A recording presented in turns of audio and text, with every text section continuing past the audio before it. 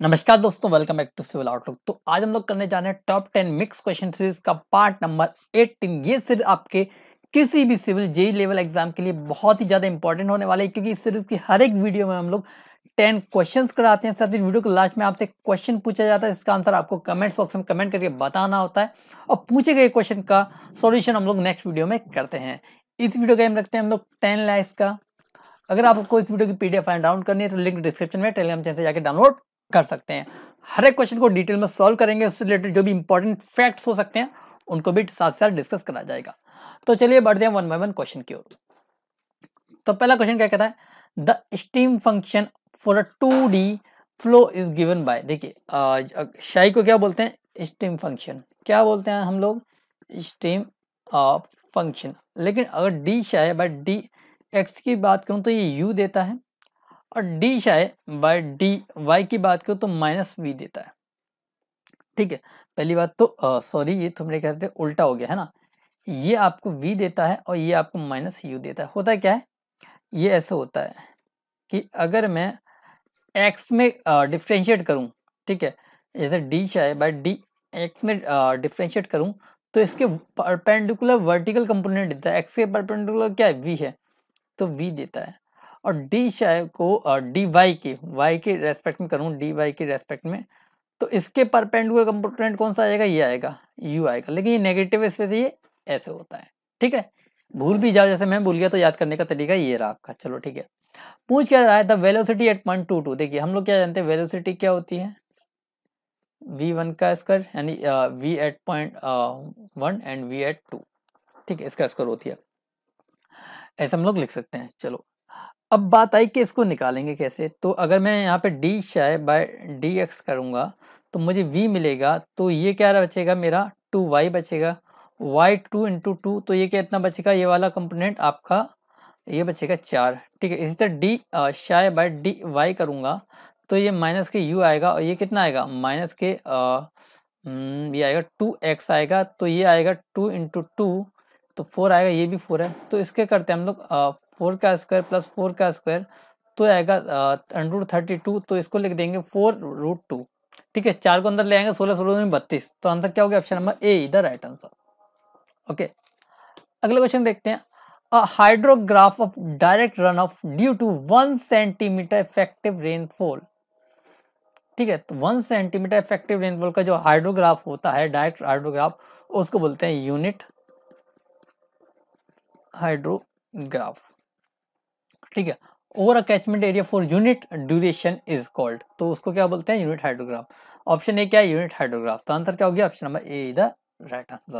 Okay, चलो अगला question देखते हैं, direct shear stress was conducted on a क्वेश्चनलेस soil. देखिए क्वेश्चनलेस का मतलब क्या हो गया, सी की वैल्यू 0 हो गई, specimen and it was found out that the shear stress is 10 kilometre पर मीटर स्क्वायर, ये टाउ की वैल्यू हो गई, and the angle of internal fraction by 30 degree, ये अपनी फाई की वैल्यू हो गई। Find out the applied normal stress, यानी सिग्मा की वैल्यू निकालनी है। तो हम लोग जानते हैं टाउ इक्वल टू होता है सी सिग्मा 10 फाइव होता है, ये कूलाम ने बताया था, कूलाम ने जो लिया था हमारा वो टोटल स्ट्रेस पे बात करी थी। तो टाउ की वैल्यू कितनी है, 10 है, सी की वैल्यू 0 है, सिग्मा की वैल्यू निकालनी है, इसकी वैल्यू 1030 है, तो ये सिग्मा इंटू 1/√3 हो जाएगा। तो सिग्मा क्या हो जाएगा, 10√3 हो जाएगा, 10 इंटू इसकी वैल्यू होती है 1.732, तो ये हो जाएगा 17.32 किलो न्यूटन पर मीटर स्क्वायर। तो आंसर क्या हो गया, ऑप्शन नंबर ए इधर राइट आंसर। ओके, चलो अगला क्वेश्चन देखते हैं, a grid chamber of dimension 12 metre by 1.5 metre by 0.8 metre, liquid depth at the flow of 72 metre cube per hour. देखिए मुझे क्या लगता है, एक तो हो गया आपका एफएम, जिसको डिप्लोमा लेवल पे हाइड्रोलिक्स बोलते हैं, और एक हो गया आपका एनवायरमेंट इंजीनियरिंग। ठीक है, इन दोनों में ही होता तो सोम में भी बहुत ज़्यादा है, लेकिन इन दोनों में मुझे बहुत ज़्यादा ये देखने को मिलता है कि यूनिट्स का गेम बहुत ही खेला जाता है। तो अगर आपका यूनिट्स अच्छा स्ट्रांग है तो आप इन सब्जेक्ट को आसानी से निकाल सकते हैं, क्योंकि इसमें ज़्यादातर क्वेश्चन यूनिट्स के बनते हैं। एक हो गया आपका एफएम, जिसपे ज़्यादातर बनते हैं, दूसरा हो गया आपका एनवायरमेंट। देखिए कैसे, अब क्या कह रहा है, the surface loading rate, surface loading rate निकालनी है। ठीक है, डिटोनेशन टाइम निकालना of grid chamber would be. ठीक है, तो सरफेस लोडिंग रेट यानी कि आपका वी नॉट की बात कर रहा है, तो Q अपॉन V होता है, हम लोग जानते हैं, सॉरी Q अपॉन A होता है, ओके, कि हम लोग जानते हैं Q इक्वल टू AB होता है, ओके, और यहाँ से V निकालना है तो Q अपॉन A मैंने कर दिया। Q कितना है मेरा 72 metre cube per hour, area से डिवाइड करना। अब दिक्कत वाली बात है एरिया कौन सा लेना है, तो अगर मैं चैम्बर बनाऊं तो चैम्बर कुछ इस तरह होगा मेरा, ठीक है, चैम्बर कुछ मेरा इस तरह होगा, ये 12 मीटर होगा, ये मेरा ये वाला डायमेंशन, ये डायमेंशन है वो 1.5 मीटर होगा, और ये डेप्थ होगी, इसमें जो लिक्विड की डेप्थ होगी और 0.8 मीटर होगी। क्योंकि सरफेस लोडिंग की रेट की बात करें तो सरफेस एरिया हम लोग लेके चलने वाले रहते हैं, जो कि कितना होगा 1.5 इंटू 12, ये होगा मीटर स्क्वायर, ओके। तो ये यूनिट आएगी मीटर क्यूब पर आवर पर मीटर स्क्वायर में, तो उसको सॉल्व करते हैं हम लोग।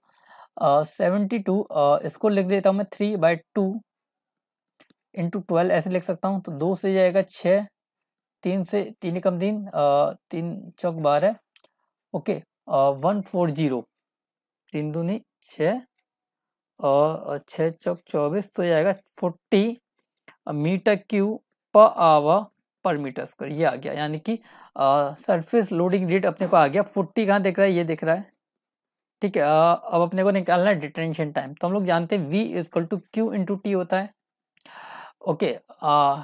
यहाँ पे वॉल्यूम अपने को पता है कि आपका 12 इंटू 1.5 इंटू 0.8, क्यू पता है 72 मीटर क्यूब पर आवर, ये मीटर क्यूब में होगा, मीटर क्यूब से मीटर क्यूब चला जाएगा, ये इधर मल्टीप्लाई होगा, आवर में आ जाएगा तो T निकल आएगा, तो T निकलेगा यहाँ से 720, 3.5 को लिख सकता हूँ 3/2 इंटू 12 इंटू 0.8, पॉइंट को हटाऊंगा तो ऊपर 10 आ जाएगा, ओके। और यहाँ से आएगा 8 से जाएगा 8 9 72 और 3 3 9, ओके, और 2 6 12 और 3 दूनी 6 और 2 पंजे 10, है ना। तो यहाँ पे एक गड़बड़ तो हुई है, क्योंकि 5 आवर में आएगा और 1 घंटे में होते हैं 60 मिनट, है ना। तो कुछ देखते हैं यहाँ पे, कुछ ना कुछ इसको रफ करके फिर से देखते हैं कि क्या गड़बड़ हुई है इसमें, ओके।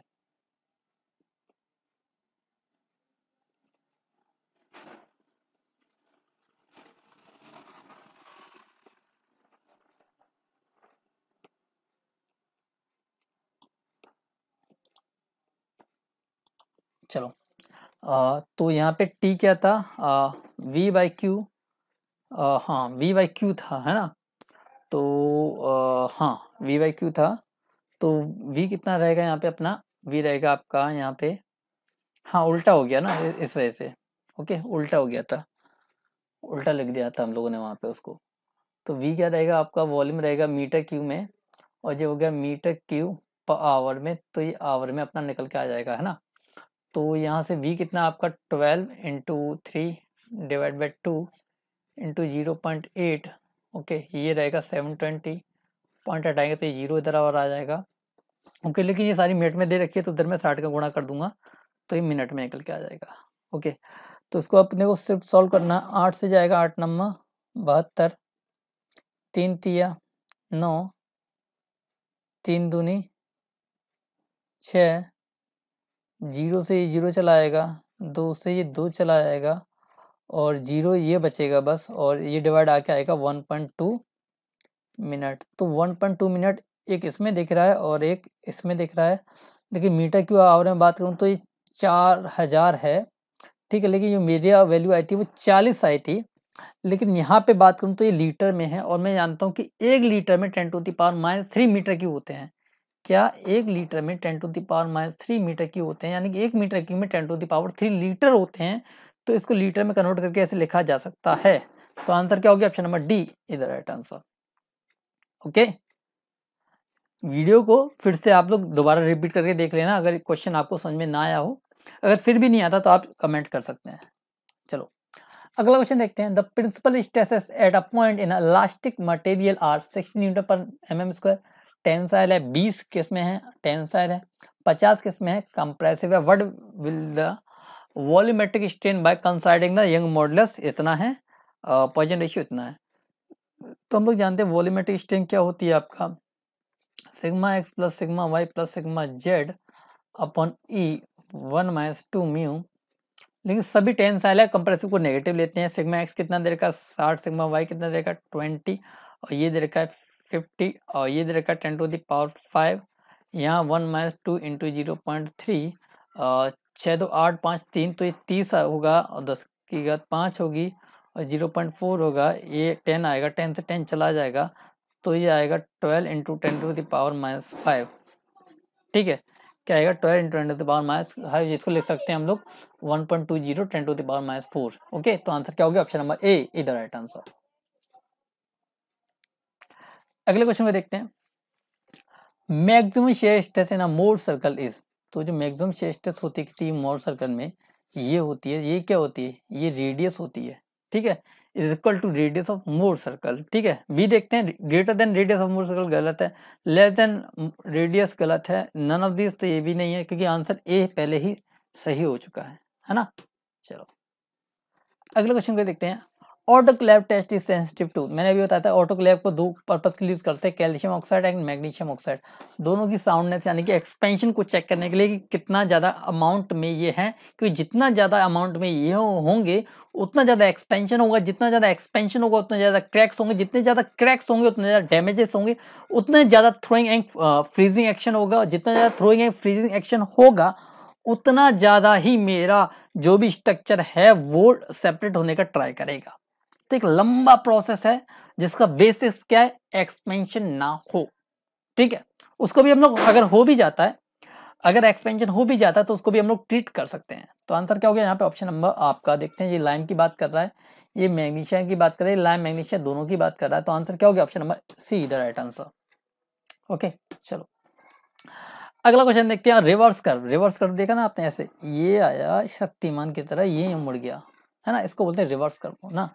अब देखते हैं, having circular circle and half cup parabola as compare as a compound curve, तो ये तो कहीं बात समझ में नहीं आती ना, इसकी कर्व ऐसा है, बात क्या ही बोल रहा समझ में नहीं आ रहा।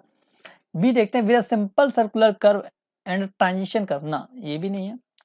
सी बोला where the simple circular curve is set to from the second tangent, तो ये भी कहीं फंडा है ही नहीं इसका। डी देखते हैं, having two simple circular curve with centre in opposite direction, हाँ ये सेंटर इनके अपोजिट डायरेक्शन में रहेंगे, तो ये कहीं ना कहीं बात मैच कर जाती है, तभी तो ये ऐसा बनता है ना। तो आंसर क्या, option number d is the right answer. अगला क्वेश्चन देखते हैं, the minimum percentage of steel, किसकी स्टील की बात कर रहा है, in RCC slab using mild steel reinforcement. देखिए स्लैब में एक होता है 0.15%, एक होता है 0.12% पूरे क्रॉस सेक्शन एरिया का, ये होता है आपका Fe250 के लिए, ये होता है आपका HYSD के लिए। क्योंकि यहाँ पे Fe250 की बात करी गई, तो आंसर क्या होगा, option number see the right answer. Okay अगला क्वेश्चन देखते हैं, the order of water can be determined by. देखिए ऑर्डर एंड टेस्ट के लिए हम लोग कौन सा इंस्ट्रूमेंट यूज करते हैं, ऑस्मोस्कोप यूज करते हैं, तो आंसर क्या होगा, option number B is the right answer. Okay और इसी के साथ एक पॉइंट और है इसका, TON जिसको बोलते हैं थ्रेशोल्ड ओडर नंबर, ये फॉर्मूला था वॉल्यूम ऑफ सी आपका sewage plus volume of distil water upon volume of sewage, और इसकी जो रेंज है 1 से 3 तक लाई करती है, ये भी ज्यादा इंपॉर्टेंट है ना। तो यहाँ पे 10 क्वेश्चन कंप्लीट होते हैं। अब देखते हैं क्वेश्चन ऑफ द सॉल्यूशन, जो आपका पिछली वीडियो का क्वेश्चन है, which one of the following is not a unit of dynamic viscosity. तो पास्कल सेकंड, पास्कल होती है न्यूटन पर मीटर स्क्वायर, ये सेकंड होता है न्यूटन सेकंड पर मीटर स्क्वायर है भाई, न्यूटन सेकंड पर मीटर स्क्वायर ये भी है, पोइज ये भी है, ये CGS में होती है, ये दोनों आपकी MKS में है। स्टॉक किसकी है, ये डायनामिक की है, सॉरी काइनेमेटिक की है ना, तो डायनामिक की पूछा है, तो आंसर क्या होगा, option number d is the right answer. Okay ये आपका क्वेश्चन ऑफ द डे, इसका आंसर आपको कमेंट करके बताना है कि क्या इसका सॉल्यूशन होने वाला है। अगर लेक्चर आपको अच्छा लगा तो लेक्चर को लाइक करना है, चैनल को सब्सक्राइब करना, साथ ही वीडियो को अपने दोस्त का शेयर करना है। इस वीडियो को लाइक एम रखा हम लोगों ने 10 लाइक्स का, जितना ज्यादा आप लोग लाइक करोगे उतना रेगुलर और क्वालिटी कंटेंट आप लोगों के लिए आएगा। तो मिलते हैं नेक्स्ट लेक्चर में, till then be happy, keep learning and don't forget keep smiling.